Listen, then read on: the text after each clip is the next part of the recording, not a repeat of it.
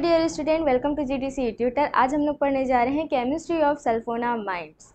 Sulphonamides होता क्या है? सल्फोनामाइड्स एक एंटी माइक्रोबियल ड्रग्स होता है जो बैक्टीरिया इन्फेक्शन को ट्रीट करने के लिए हम इसको यूज़ करते हैं। आज की क्लास में मैं इसका बेसिक इंट्रोडक्शन बताऊंगी, तो स्टार्ट करते हैं introduction of sulphonamides.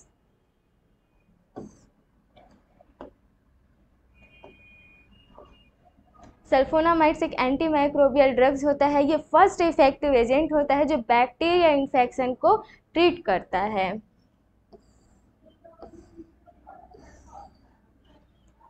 First sulphonamide discovered कब हुआ था? 1932 में। 1932 में सल्फोनामाइड का फर्स्ट डिस्कवर हुआ था। ये कहाँ से ऑब्टेन हुआ था? ये प्रोंटोसिल का मेटाबॉलिक प्रोडक्ट होता है। अब प्रोंटोसिल क्या है, इसमें आने से पहले मैं सल्फोनामाइड का बेसिक स्ट्रक्चर बता देती हूँ, क्योंकि सल्फोनामाइड का जो मेटाबॉलिक प्रोडक्ट होगा, मतलब हमको प्रोंटोसिल का बेसिक स्ट्रक्चर जानना पड़ेगा। उसका बेसिक स्ट्रक्चर में कहाँ से वो ब्रेक डाउन हो के सल्फोनामाइड बना रहा है उसको देखना पड़ेगा। तो पहले हम लोग सल्फोनामाइड का बेसिक स्ट्रक्चर देख लेंगे तो हमारे लिए बहुत ईजी हो जाएगा कि ये प्रोंटोसिल के कौन से पार्ट से ये सल्फोनामाइड बन रहा है। तो स्टार्ट करते हैं सल्फोनामाइड का बेसिक स्ट्रक्चर। सल्फोनामाइड दो चीज़ों से मिलकर बना हुआ है। इसमें नाम से जैसे क्लियर हो जा रहा है, सल्फोनिल और एमीन।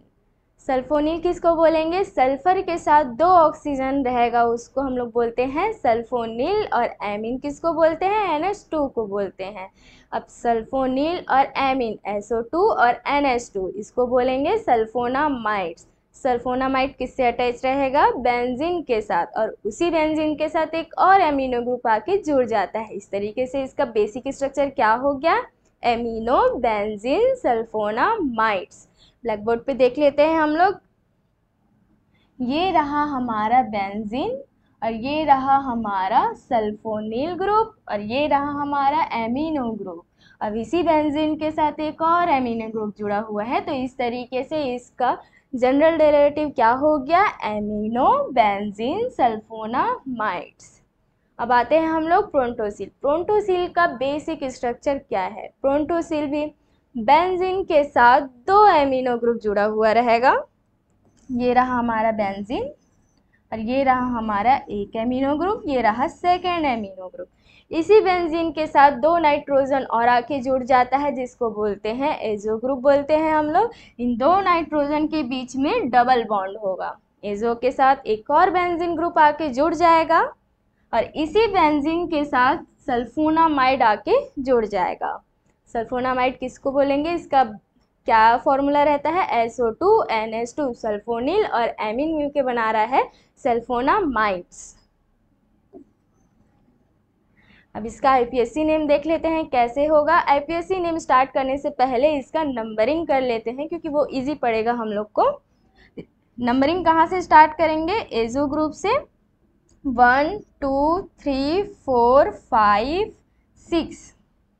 2 और 4 पोजीशन पे एमिनो ग्रुप है, तो 2 4 डाई एमिनो हो गया। बेंजीन को हम लोग फेनिल भी बोलते हैं, तो फिर 2 4 डाई एमिनो फेनिल, इसको क्या बोलते हैं? Azo. 2 4 di amino phenyl azo हो गया। अब यहाँ से नंबरिंग स्टार्ट करते हैं, तो सल्फोनामाइड से स्टार्ट करेंगे नंबरिंग। 1 2 3 4 5 6। 4 पोजीशन से ये बाकी सारा ग्रुप जुड़ा हुआ है, इसलिए यहाँ पे स्टार्टिंग पे हम लोग 4 लिखे हैं। तो इस तरीके से इसका नाम क्या हो जाएगा इतने का? ये हुआ बेंजीन और ये रहा सल्फोनामाइड। तो इसका पूरा IPSC नेम क्या हो गया? 2 4 di amino phenyl azo benzene sulphonamides. क्या हो गया इसका IPSC name? 2 4 di amino phenyl azo benzene sulphonamides. अब इसमें हम लोग देखते हैं कि सल्फोनामाइड कैसे ऑब्टेन हो रहा है, प्रोंटोसिल के कौन से पार्ट से वो ब्रेक होके हमको सल्फोनामाइड मिल रहा है। ये एजो ग्रुप है, यहाँ पे डबल बॉन्ड है। ये डबल बॉन्ड जो है वो ब्रेक होके इसको H2 दे देगा और इसको H2 दे देगा। तो इस तरीके से ये क्या हो गया? NH2 हो गया, बेंजीन हो गया और सल्फोनामाइड हो गया। तो इस तरीके से हम लोग को हमारा सल्फोनामाइड मिल जाएगा। ये बिल्कुल सल्फोनामाइड के जनरल डेरिवेटिव की तरह लग रहा है। एमिनो हो गया, यहाँ पे भी एमिनो है, बेंजीन हो गया, यहाँ पे भी बेंजीन है, यहाँ पे सल्फोनामाइड है, यहाँ पे भी सल्फोनामाइड है।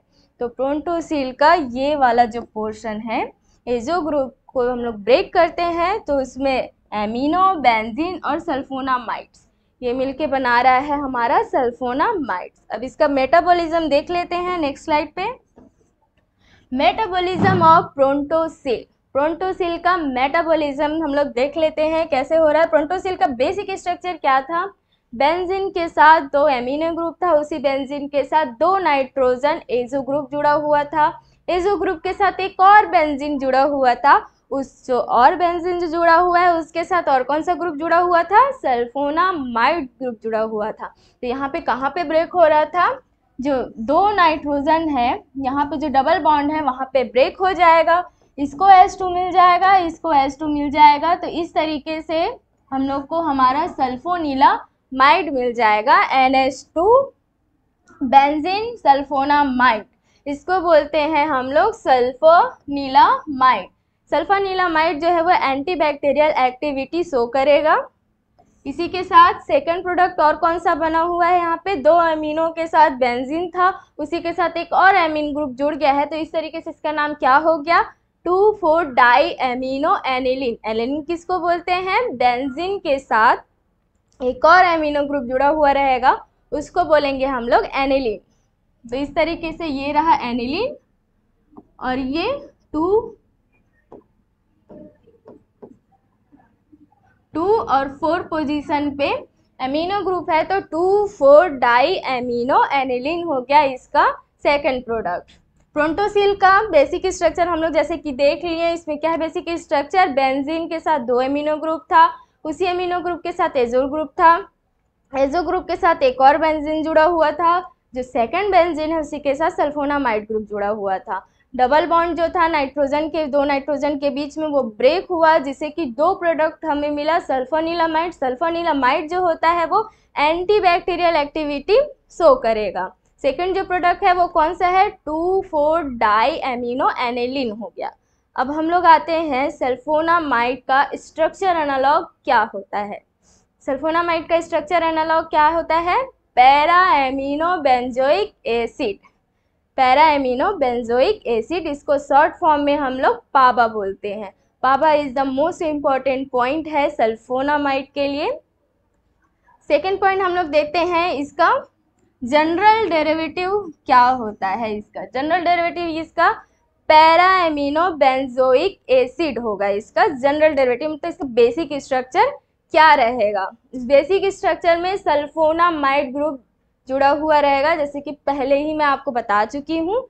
सल्फोनामाइड के बेसिक स्ट्रक्चर पे सल्फोनामाइड रहेगा। सल्फोनामाइड किसको बोलते हैं? सल्फोनिल और एमीन ग्रुप दोनों मिलके बना रहा है सल्फोनामाइड, जिसको बोलते हैं SO2NH2। अब इसका जनरल डेरिवेटिव देख लेते हैं हम लोग। जनरल डेरिवेटिव में हम लोग से जैसे कि पहले देखे थे, बेंजीन रिंग रहेगा, उसी बेंजीन रिंग के साथ सल्फोनिल ग्रुप जुड़ा हुआ रहेगा। सल्फोनिल किसको बोलेंगे? एक सल्फर और 2 ऑक्सीजन। अब उसी के साथ एमिनो ग्रुप जुड़ा हुआ रहेगा, NH हो गया ये। अब बेंजीन के दूसरे साइड पे एक और एमिनो ग्रुप जुड़ा हुआ रहेगा। तो इस तरीके से इसका आईपीएसी नेम क्या हो जाएगा? आईपीएसी नेम स्टार्ट करने से पहले हम लोग इसका नंबरिंग कर लेते हैं। नंबरिंग कहाँ से स्टार्ट करें? यहाँ पे एक साइड पे सल्फोनामाइड और एक साइड पे एमिनो ग्रुप है, तो स्टार्ट कहाँ से करेंगे? सल्फोनामाइड से करेंगे। क्यों करेंगे? क्योंकि वो ज़्यादा प्रायोरिटी रखने वाला सब्स्टिट्यूएंट है। तो स्टार्ट करते हैं 1 2 3 4 5 6। 4 पोजीशन पे क्या है? एमिनो है, तो 4 एमिनो हो गया और ये बेंजीन हो गया और ये सल्फोनामाइड्स हो गया। तो इसका आईपीएसी नेम क्या हो गया? 4 amino benzene sulphonamides. Next slide पे देखते हैं हम लोग इसका और इंट्रोडक्शन। सल्फोनामाइड किस टाइप के क्लास में आता है? सल्फोनामाइड जो होता है, जो बैक्टीरिया ग्रोथ का जो प्रोसेस चलता है, उसमें जो इंटरमीडिएट जो पोर्शन होता है वहाँ पे आके वो इंटरफेयर कर देता है।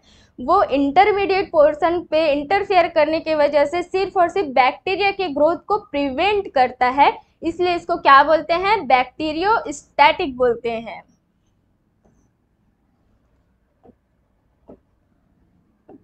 बैक्टीरियोस्टैटिक क्यों बोलते हैं, क्योंकि ये बैक्टीरिया ग्रोथ में इंटरमीडिएट जो पोर्शन होगा उसको क्या करेगा, ये इंटरफेयर करेगा, इसलिए ये क्या है, बैक्टीरियोस्टैटिक है।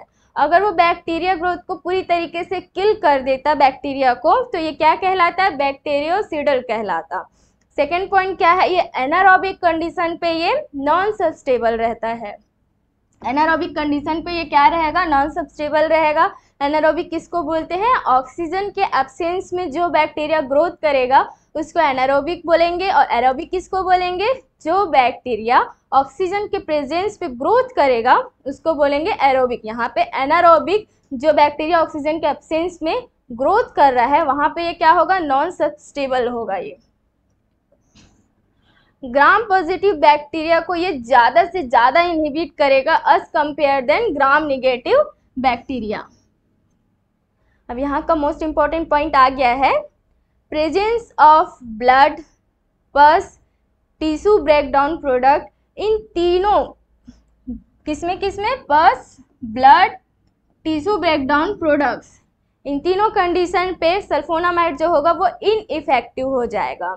इनइफेक्टिव क्यों होगा, क्योंकि इस कंडीशन पे पावर जो है वो ज़्यादा से ज़्यादा प्रोड्यूस होने लग जाता है, जिसके वजह से सल्फोनामाइड इनइफेक्टिव हो जाता है, उसमें कोई भी तरीके से इफेक्ट नहीं हो पाता है। इसको हम कुछ इस तरीके से समझ सकते हैं, बारिश के टाइम पे जब हम छाता लेके जाते हैं तो अगर बारिश का पानी नॉर्मल रहा तो क्या करेगा, वो हमें प्रोटेक्ट कर सकता है। लेकिन उसी बारिश में अगर बारिश के पानी के साथ साथ तेज हवा आने लग गई तो वो क्या करेगा, छाता जो हमारा है वो पलट जाएगा, जिससे कि हम भीग जाएंगे। मतलब एक लिमिट में अगर बारिश का पानी आ रहा है तो वो छाता हमारा प्रोटेक्ट करेगा। तो छाता क्या हो गया, हमारा सल्फोनामाइड हो गया, और पानी क्या हो गया, पावा हो गया। पावा अगर लिमिट में आ रहा है तो वो सल्फोनामाइड जो है बॉडी को प्रोटेक्ट करेगा। लेकिन उसी कंडीशन में तेज हवा क्या क्या हो गया, पस हो गया, ब्लड हो गया, टिश्यू ब्रेकडाउन प्रोडक्ट हो गया, ये तीनों क्या हो गया, तेज हवा है। वो तेज हवा के साथ में वो क्या हो जाएगा, पावा ज़्यादा से ज़्यादा बनने लग जाता है, जिसके वजह से सल्फोनामाइड इनइफेक्टिव हो जाता है।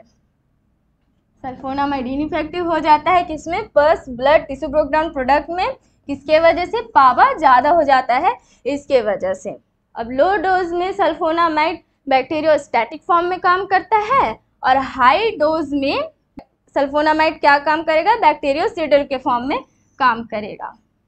अब सल्फोनामाइड में एंटीबैक्टीरियल एक्टिविटी शो करने के लिए मतलब ये किस पे डिपेंड रहता है, तो इसका बेसिक स्ट्रक्चर थोड़ा सा एक बार और रिवाइज कर लेते हैं। बेसिक स्ट्रक्चर में क्या था, बेंजीन रिंग था, एक बेंजीन रिंग के एक साइड पे सल्फोनामाइड ग्रुप था और एक साइड पे एमिनो ग्रुप था। तो बेंजीन के साथ जो सल्फोनामाइड था उसमें सल्फोनामाइड में क्या क्या था, सल्फोनील और एमिन, इनसे मिलकर बना हुआ है।